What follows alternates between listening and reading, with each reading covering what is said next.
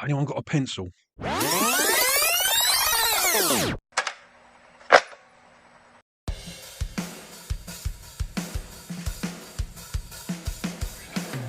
Hello, my name's Mark and I'm the host of the Mixtape podcast, where every week on the show I will ask my guests to make up an imaginary mixtape. They'll give it a title and pick 6 tracks. Track 1, what's going to be your intro track, your attention grabber, your track 1 side one that's going to draw me in and make me want to listen to the rest of your tape. Track 2, pick a song that you sing loud and proud when you're on your own in the car or the shower. Track 3, pick your favourite cover version. Track 4, pick a song you wish you could have played to your 18-year-old self. Track 5, pick a song that you would put on your mixtape to let the listener know that you are romantically interested. And track 6, I'm going to ask them to pick something a little bit obscure, maybe a B-side or an album track. Don't forget to smash that follow or plus sign at the top of the page and you'll be notified every time there's a new episode. And you can follow me on Instagram at the Mixtape Perth. Hope you enjoy this week's chat.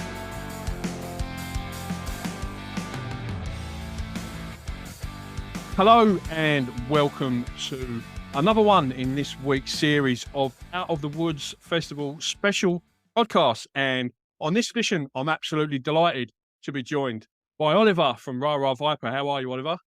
G'day, hello. Thanks for having me, Mark. Pleasure to be hanging out with you. Yeah, no, awesome. Thanks for coming on, mate. Thanks for coming on. Now, Out of the Woods Festival. Have you played many sort of big festivals like that before? You got, Boy and Bear, Temper Trap, like. Yeah, Have you moved in those kind of circles before, mate? Nothing this big. It's been pretty wild. We've done like a lot of small local festivals, and they've been a few over east, but nothing with like PMAs or Temper Trap. Or like, there's so many. Slumberjack as well, I think I saw on the lineup. And then, obviously a few other local bands playing, Mother, Angie and stuff like that, which is really cool. So, I don't think we've been this excited for a show in a long, long time. That was my next question. Like, are you still feeling like you nervous or are you like just buzzing for it? Yeah, pretty nervous. Like, I don't know, it's nothing crazy. Like, it'll probably be, spitting out the same songs that we played 100 other times, but still, like it's funny. You sort of move through and you get real nervous in your first show and then your first big show. And this is definitely one of those step up nervous moments, I dare say. So as long as we don't shake when we're up there, okay. I'm sure you'll be fine. Just embrace the moment, mate, and just enjoy it. And I'm sure you'll be fine. Can't wait. And we all live around the area, so we're all walking distance. Cool. Staggering distance. Yeah, exactly right. So it's made the logistics a hell of a lot more convenient, that's for sure. Absolutely. And who are you sort of most excited to see on the lineup yourself? Will you be watching from backstage or? Yeah, the DMAs, like even just the thought that I might ever get the chance, see them, closer in the flesh is just absolutely amazing. It's obviously a band that's been not even looked up to, just sort of, even dreamt about going to see live. So the thought of just, being on the same festival as them is just crazy. And then, Temper Trap as well. Just like, I don't know, I feel like it's one of those bands I've never been like fully, fanning hard, but they've just been such a staple band throughout my entire, growing up and constantly on the radio and just, cool. Very excited. One of those bands I don't necessarily feel like I would like go out of my way to see, but when the like stars align, now all of a sudden I'm very excited to see them. Yeah. They first came up on my radar with their like a version that absolutely blew me away. That when I first heard it, and we'll get to cover versions of what I think of them a bit later on, because you've picked some amazing tracks and then you've picked your cover version. So we'll get to that in a bit. Okay. And you're also touring with Old Mervs as well after the festival. I saw supporting them on their Australian tour, moshsticks.com.au if you want to get involved in that, or it's through your Instagram link in bio. Is it? Yeah, just Rah Rah Viper. The Rah Rah Viper. Fortunately, you should find it. I think there's a weird Rah Rah Viper Ichiban fan page, but no, ignore that one. We can look it up. It's quite good reading. But I don't know, Rah Rah Viper, one word, and then it's just like every other band these days. We've got the link tree set up, or whatever it is that we're running on that. Basically. What would we do without Linktree? It's amazing, isn't it? It is. What a concept. Yeah.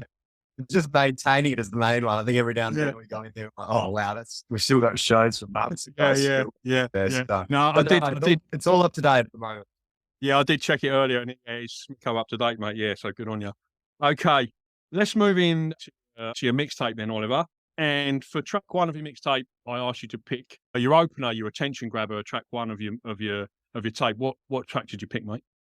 A band called Songs Ohio, and they've got an amazing song called Farewell to Transmission, which, as you said, like, I think I was really trying to think about like a song that grabbed my attention. I didn't necessarily like get sort of led into or recommended or anything like that. I think I was literally getting a coffee at a cafe near where I work in the city, and they always have some great songs sort of playing. And it was one of those times where you're genuinely waiting and you're sort of looking at your phone or whatever it is, and then over the speakers I heard this guitarist playing. And it was one of those very few moments that not only did I sort of just do the old Shazam thing on your phone because I was absolutely captivated, you know, it grabbed my attention. Yeah. But then not only that, I've just been like, I think that was probably about a year and a half ago, 2 years ago. I've just been, it's for whatever reason, I'm still not sick of that song. I tend to listen to songs at heat until I'm sort of songed out by it. But no, that one was still, every long car trip, any opportunity to play it or show it to someone, it's just, I just love it. Absolutely love it. Yeah. I got into Radiohead that way. I was eating a Big Mac in McDonald's upstairs in my hometown where I grew up. And obviously this is like 1990s, so Shazam wasn't even a thing then. So I had to go behind the counter. I said to the girl, "Oi, what's this you're playing here?" And she showed me the cover, and I went straight down to Woolworths and bought it on CD. It was a Benz. Yeah. That's how I got into Radiohead exactly the same way. Just had that, like, you know. Yeah, I think it was Street Spirit that was playing, and I was like, "What is this? Like, this is amazing." Yeah, like you say, when it grabs you like that, you know, there's no better feeling for sure.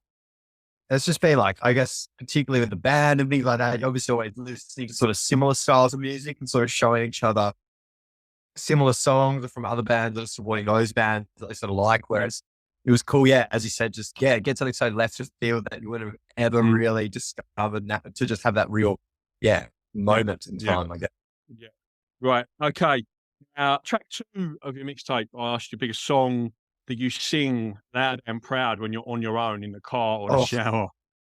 I was listening to a few of your other interviews. You were sort of talking about the whole guilty pleasure thing and how there's no such thing as a guilty pleasure, which I definitely not. Adamantly agree with. I think if you like a song, you know, you love it. So I sort of went the other way. I was like, what's a song that I'm like very proud to, you know, belt in the shower and sort of obnoxiously sing. So, you know, me and my partner, being a fan of Angie McMahon for a long time, constantly get into trouble because I'm probably one of the slower people on the getting ready front. So we've had a bit of a running, I think, for a while now that when in trouble or taking too long in the shower, I just start belting out the lyrics to Slow Mover as loud as I possibly can. Just start awesome.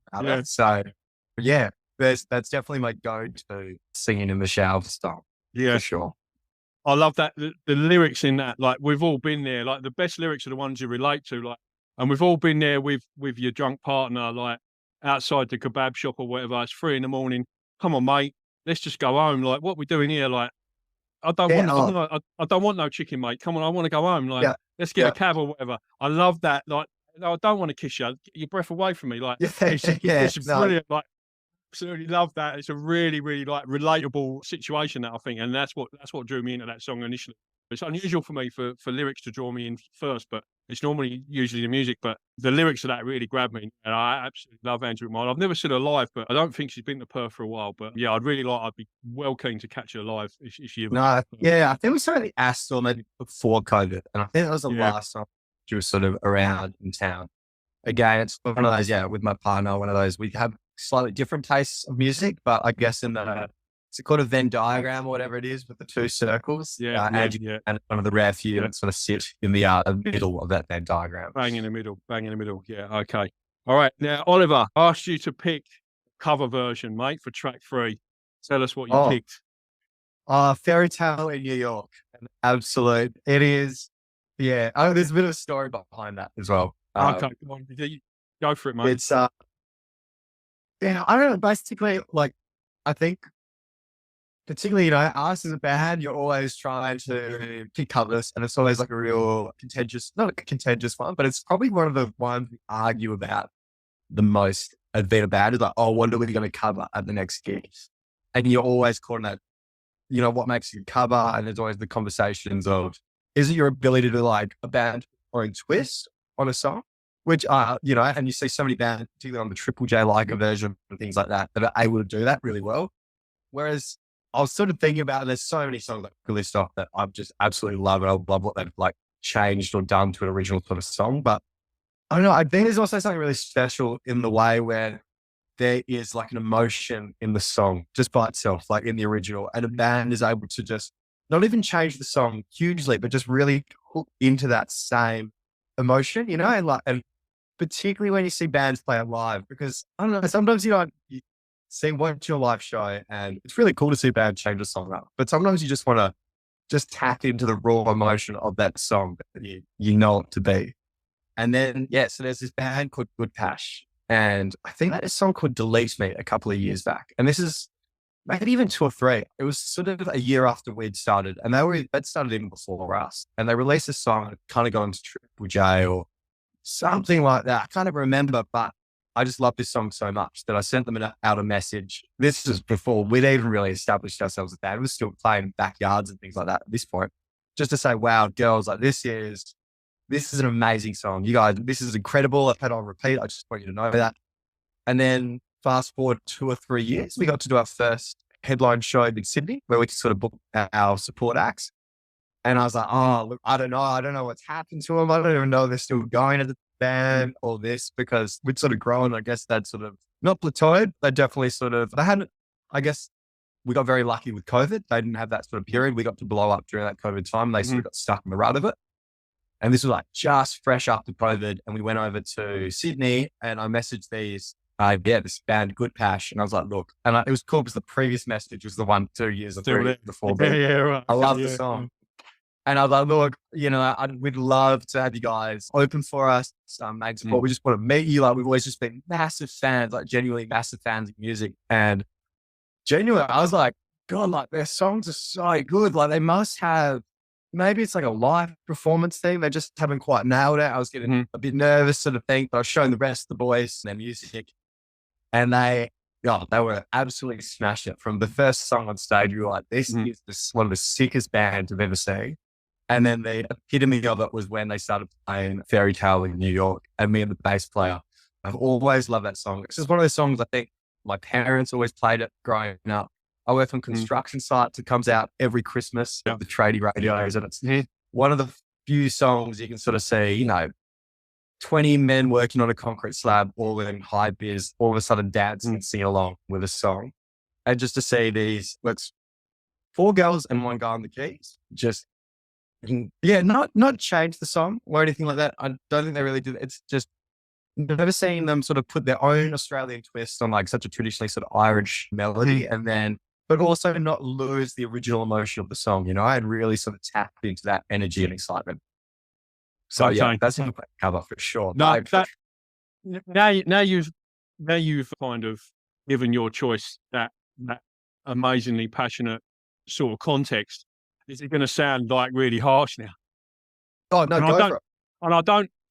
Let me clarify what I'm about to say with this statement first of all, and that is the beautiful thing about music. The most amazing thing that I love about music, and it applies to all art as well, is it's so subjective, right? One man's trash is another man's treasure, right? One person can look at a picture and go, "That is the most beautiful thing I've ever seen," and someone else can go, "Do you know what I mean?" Yeah. And it's the same with music, right? No one's opinion's any more valid than anyone else. Do you know what I mean? Everybody looks at things in different ways. That being said, I thought when I listened to this cover, the worst possible thing I can say about it is I didn't feel anything. I didn't hate it like I hate the Ed Sheeran version of it. I didn't love it. It was just, why have they done that? Do you know what I mean? I just didn't, it wasn't, 100%, it wasn't doing it for me. It was just, I think because the original is just so iconic. I think it's one of those, if you're going to do it, you've really got to bring it. Do you know what I mean? You've really got to bring it. And I don't think they did. But I get what it means to you as a, with that personal connection. It's an amazing thing that you did, like hitting them up a couple of years later to come and support you. And And that's it, incredible. it's one of those things as well. I love the songs that obviously takes you back to that live show, where we watched the player and we had that moment as a band with our friends Mm. and things like that. So maybe it's like, yeah, as you said, like it's funny how you just relate songs to an emotion in yourself sort of thing or a time in Yeah. particular. I've got loads of songs like that. Like, again, they don't fall in the guilty pleasure because I don't feel guilt about them. But No Saturday Night by Wigfield. Do you know that track? Mm. I Right. do a great song. Yeah. Right. That reminds me of a place and time in my life that was just untouchable. And the people I was with and the places I would go and where I was living and the job that I was doing, it was just the best year of my life. And I can't not smell the pub, the people, taste the beer in time. Like it takes me just instantly, like Oh, straight back. absolutely. And Yeah. I absolutely love it. So I get that is what that song does for you. So yeah, fair play. Right. So we'll draw a line under the cover No, verses no. then. Right. That's that done. Right, we'll move on. Track 4, Oliver, I asked you to pick a song that you wish you could play to your 18-year-old self. Oh, I picked Alabama Shakes. Great, or one of my all-time biggest inspirations as a band. I play a black Gibson SG, and everyone always says, "Oh, is it the Angus Young sort of thing?" And it is a little bit of that. I'm not gonna lie, like, I love Angus Young, but one of the main reasons I bought particularly a black Gibson SG was because this woman, Brittany Howard, who's the lead singer and sensational blues guitarist, played in this band, the Alabama Shakes. And I think so the song I picked was "Give Me All Your Love." I could have picked a a heap of their songs, but in particular, that song was the one. We started the band years ago. I think we started maybe 6 or 7 years ago, early jamming together and things like that. And for probably like 2 or 3 years, we didn't ever think it was going to be, as serious as what it's become now. We'd always just pictured it being like hanging out with mates, having a few drinks, and just jamming in living rooms. And I think it was the first time I heard that song, and this was 2 years into sort of starting a band, 3 years in when I was in my 20s. That was the song that really sort of inspired me to not take it seriously, but just maybe like try write something a little bit more like creative rather than just jamming other songs and doing cover, things like that. Yeah. So I just wish I'd sort of I wish my 18-year-old self had discovered that album slightly earlier. So maybe it like start that inspiration earlier and things like that. And then who knows, maybe I'd be, a couple of years ahead or something like that. But I'm saying at least I discovered it. They are absolutely amazing. So I love when I saw that on your list. I was like, I love Alabama Shakes. I think Boys and Girls was I would say probably one of the very first albums I bought when I moved to Australia. Because I came here as a backpacker in 2010 and sold all my physical formats before I moved here. So I had nothing, no CDs, no vinyl, no tapes, nothing like that. And I've got a feeling that Boys and Girls was probably the first album that I bought after that, when I started collecting again. And then when I bought a turntable a couple of years after that, I'm pretty sure that the second album, what's the name now? Sound and Colour. Sound and Colour, that's it, yeah. I bought that. That was probably the first or second record that I bought for my turntable. Absolutely love her. I love her voice. She's got a really, really unique voice, as well as being like ace guitarist. Like, she's got a really sort of distinctive bluesy voice that I absolutely love. Yeah, I saw them first. I think you're familiar with Later with Jules Holland, the TV show Later with Jules Holland. Yep. Yeah, I saw them on that, like back in sort of 2011, something like that. Yeah, it just grabbed me straight away, like, because I'm a big blues fan, obviously. Chess records. Yeah, so I'm a massive blues fan, and so they straight away I was like, that's for me, 100%. Yeah, absolutely love Alabama Shakes. I can just remember, listening to Boys and Girls. It would have been like 2015, I think, maybe 2016. I kind of discovered that album, and I remember just being so confident in listening to that, being like, "This is the sound. This is rock and roll." Like, this is such amazing. There's nothing too complicated about it. It's just heart and soul, sort of, guitarish and drums. Absolutely. I think they've disbanded now. I think she's now doing solo projects for the stuff, which is, if they ever get back together, they would be the best band I'd go see. for sure, for sure. Okay, and track 5, Oliver, was I asked you to pick a track you put on your mixtape to let the listener know that you're romantically interested. Tell us what you Oh, think, mate. I'm actually curious to try a little experiment here. Okay, I've go got on. my recent fiance in the Okay, room, yeah, all right. and I'm hoping I want to ask her, I'm hoping she'll say Father John, Real Love Yeah, Baby, yeah, but yeah. this could go far horribly wrong. Okay, this is good. Yeah, yeah, go on. Yeah. Zoe, Zoe, quick one. What's our last song? Father John, it's you. Yay. Oh, sure. There you go. Good on ya. Well done. Oh, I was nervous you'd say like Ed Sheeran or something like that. Right, right. Like, Slow your credibility. oh, I thought I was a bit worried there. But no, there you go. It's a Real Yeah. Love Baby by Father John Misty. Sensational Yeah. song. I've got a note against that because I had to refresh my memory. So I'm familiar with Father John Misty. I always remember being slightly disappointed when I first started listening to him. He's not an actual priest. I was Devo. I thought, oh, this is awesome. Like he's just this like Oh, priest getting around with a guitar playing all these cool songs. But the note I've got next to that song is sounds like a demo of a Beatles classic. yeah. Like that sort of 60s, sort of summery acoustic sort of vibe. But it sounds like a demo of a Beatles classic love song to me, like his version of it. Do you know what I mean? Oh, no, Obviously it's his song. 100%. Yeah. Absolutely love Father John Misty. I played him on the show quite a few times. I'd love to see live. I was very late to the Father John Misty party. I only found out about it maybe about 7 months ago, 8 months Right, ago. okay. Like, Yeah, just purely through, I think it was actually we've got two brothers in the band and their dad loves their music. We often go around to his house, have a few beers in his back shed. Mhm. And I think he put on Hollywood Cemetery. And that was one of those moments I was like, wow, what is this? This is rock and roll. And then it was like Father John Misty. I was like, oh, I always thought Father John Misty was more like an acoustic-y kind of soft, songwriter. Yeah. And then I just got weirdly obsessed with that song for quite a while. And then I found Real Love Baby just by listening to sort of his catalog on Spotify. Yeah. I don't even know if the missus agrees with the song selection or not, but I can remember sort of, I was like, oh, I should kind of pick a song, like around this engagements and like, at least songs always have it. And I was like, and then as soon as I heard that song, like first listen, I was like, no, this is the one. This is the perfect little background. That's the one. music. When you know, you know, mate. When you know, you know. Yeah.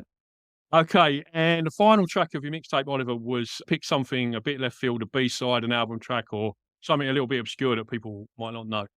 What did you pick? Oh, yes. So this was easy.